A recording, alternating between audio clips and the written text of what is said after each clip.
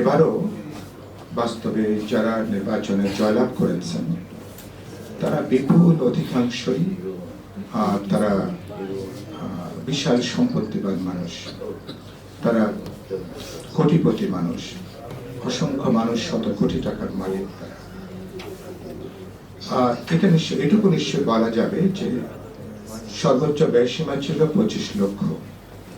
সম্ভবত কোন প্রার্থী 25 লক্ষ টাকার মধ্যে তার নির্বাচনের ব্যয়টা সীমাবদ্ধ রাখতে পারেনি, বিশেষ করে যারা বিজয়ী হয়েছেন তারা তার অনেক গুণ তারা খরচ করেছেন।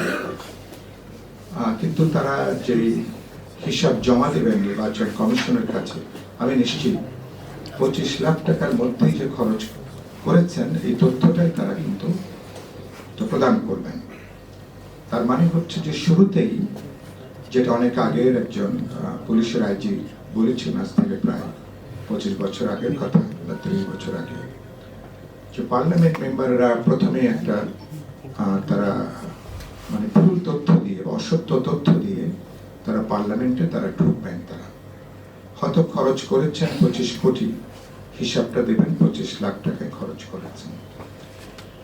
এটা হলো নিজের প্রশ্ন, বিবেকের প্রশ্ন, স্বচ্ছতার প্রশ্ন, দায়বদ্ধতার প্রশ্ন। এটা তো এগুলো মিলে আমরা কি নতুন উদাহরণ তৈরি করলাম, নতুন বার্তা আমরা কি দিলাম, এটা নিয়ে নিশ্চয়ই ভবিষ্যতে আমরা আরো বিস্তারিত আমরা আলোচনা করব।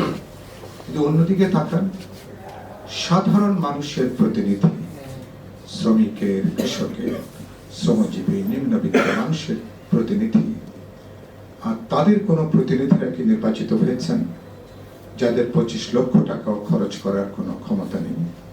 না, এমন একজনের নাম বলা যাবে না যিনি এরকম একেবারে সাধারণ মানুষের, যারা 25 লক্ষ টাকার কম যারা খরচ করেছেন, এরকম প্রার্থীরা বিজয়ী হয়েছেন। তো গোটা নির্বাচনী ব্যবস্থার বাস্তবে কোনো পরিবর্তন হয়নি। ফলে এই ব্যবস্থা যদি এভাবে এত বড় জাগরণ, গণঅভ্যুত্থান, কিন্তু গণঅভ্যুত্থানে পুরনো যে জমানা নির্বাচন পদ্ধতি, সে পুরনো জমানাটাই বহাল তবিয়তে আছে। এবং এটা নিয়ে আপনারা গণমাধ্যম, আমার চোখে পড়েনি নির্বাচনের আগে বা পরে গণমাধ্যম এটা নিয়ে কোনো প্রশ্ন উত্থাপন করেছেন কেউ, যে এই যে নির্বাচনী আচরণবিধির বেপরোয়া লঙ্ঘন, উন্মত্ত লঙ্ঘন, যা খুশি তাই করা, স্বেচ্ছাচারিতা চালানো, একটা কালো টাকার উৎসবে পরিণত করা, এটা নিয়ে, এটা কেবলমাত্র যারা বিজয়ী হয়েছেন তারা না, সকল পক্ষই যারা অংশ নিয়েছেন এটার সাথে কম বেশি সবাই এর সঙ্গে যুক্ত। এগুলো ভবিষ্যতের বড় মনোযোগ, বড় আলোচনার প্রশ্ন। এগুলো নিশ্চয়ই আমরা এটা নিয়ে যখন নির্বাচন নিয়ে কথা বলবো তখন এটা নিয়ে আমরা তো আলোচনা করব। দ্বিতীয় প্রশ্ন,